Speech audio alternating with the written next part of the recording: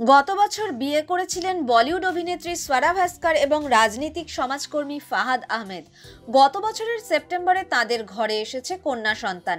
দেখতে দেখতে বিবাহিত জীবনের 1 বছর কাটিয়ে ফেললেন স্বরা এবং ফাহাদ।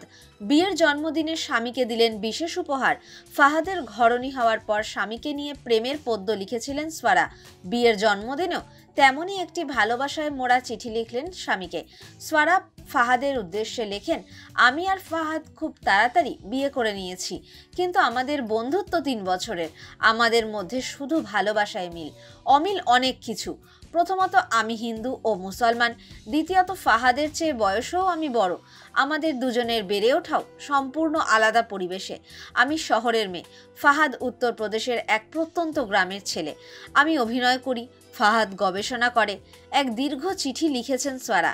তিনি আরও লেখেন, লোকে কি বলবে সেসব আমি কখনো ভাবতাম না, কিন্তু ফাহাদকে বিয়ের পরিকল্পনার পরেই হঠাৎ করে আমার মনে হলো লোকে কি বলবে।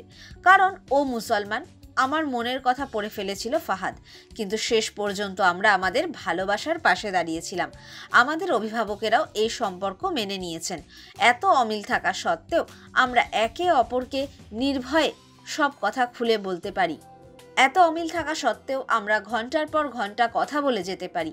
আমাদের মধ্যে কোনো দ্বিধা থাকে না, কোনো আড়ালের দরকার হয় না। তার কারণ আমাদের মধ্যে ভালোবাসা ছিল, আছে আর থাকবে।